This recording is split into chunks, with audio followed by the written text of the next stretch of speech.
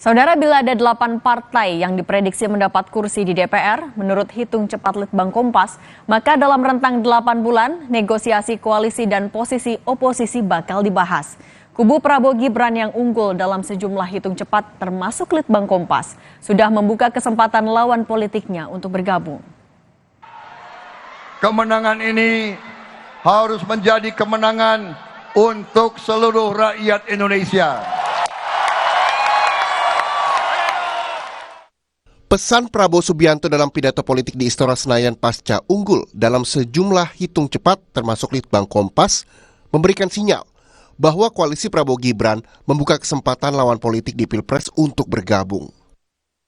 Sinyal ini dipertegas keponakan Prabowo, Rahayu Saraswati, yang adalah Wakil Ketua Umum Partai Gerindra. Jadi pintu terbuka lebar kepada siapapun yang ingin bergabung, tentunya pastinya harus dengan pembahasan bukan hanya dengan Pak Prabowo tapi dengan seluruh yang ada di koalisi yang Indonesia sudah berada Maju. di dalam. Betul sekali. Yang sudah sesak, karena ya? beliau itu sangat egaliter dalam hal itu ya. Jadi istilahnya semua keputusan itu tidak pernah beliau ambil sepihak.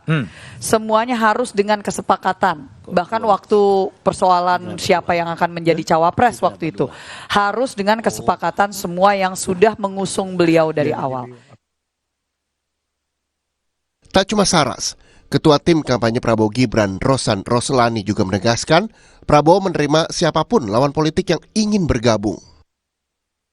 Yang berada dalam partai politik ya, tapi sebagai Anda sebagai Ketua TKN? Saya mengikuti banyak waktu pada saat Pak Prabowo ini berkampanye berkeliling di banyak daerah, dan beliau selalu menyampaikan secara terbuka bahwa persatuan dan kesatuan adalah kunci dari segalanya. Ajakan koalisi ini juga ditanggapi lawan politiknya Nasdem yang mengusung Anies Baswedan, Muhaimin Iskandar di Pilpres 2024.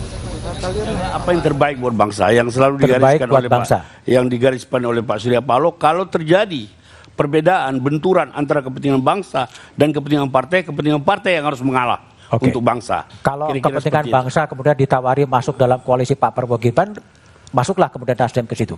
Kalau kepentingan bangsa nanti kita akan analisa semua. Itu hanya salah satu kemungkinan.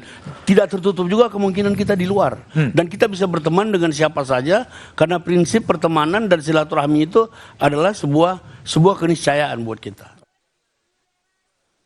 Ajakan ini juga ditanggapi PD Perjuangan yang mengusung Ganjar Pranowo Mahfud MD.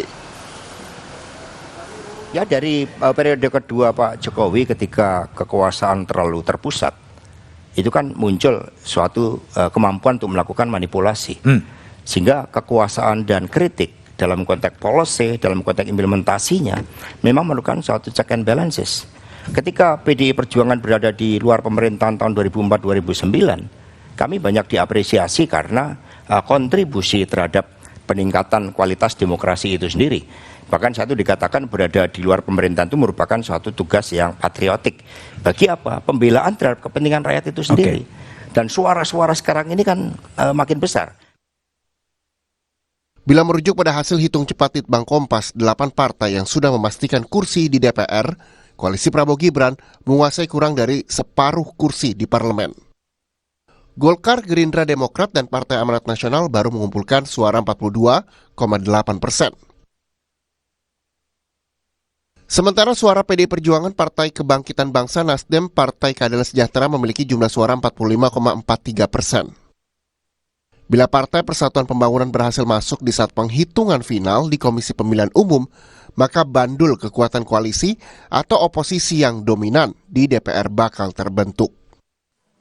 Analis politik dari Universitas Paramadina, Ahmad Hoirul Umam, menganalisa ada gejala bahwa kubu koalisi bakal lebih banyak dibanding yang oposisi.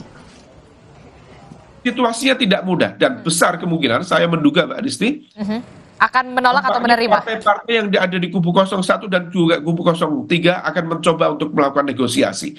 Yang memiliki gen politik kuat untuk menjadi oposisi tampaknya Mas Seno di PDIP. Selebihnya saya berkeyakinan betul melihat karakter perilaku politik akan menggunakan momentum ini dari masa saat ini sampai rekapitulasi KPU ada beberapa yang mau menyelamatkan kursinya sampai nanti di 20 Oktober 2024 waktu pelantikan capres-cawapres terpilih akan dijadikan sebagai momentum untuk negosiasi dan kompromi. Mereka akan merapat. Sinyal-sinyalnya sudah ada. Satu lagi gejala yang kini sedang diamati masyarakat. Apakah pertemuan Megawati Soekarno Putri, Ketua Umum PDIP, dengan Presiden Joko Widodo bakal terwujud? Jokowi yang meminta bantuan Sultan Hamengkubuwono ke-10 untuk menjembatani pertemuan ini menanggapi dengan diplomatis. Yang namanya silaturahmi dengan semua tokoh-tokoh bangsa itu sangat baik. Untuk negara ini sangat baik. Ya. Sementara itu, Sultan sudah dijadwalkan pihak PDIP untuk bertemu Megawati. Meski pihak PDIP menolak bahwa pertemuan itu permintaan Jokowi. Saya hanya minta tolong, dalam arti minta tolong. Yang minta tolong itu memberitahu enggak. Kalau enggak memberitahu kan tugas saya enggak bisa melakukan apa-apa. Ya kan?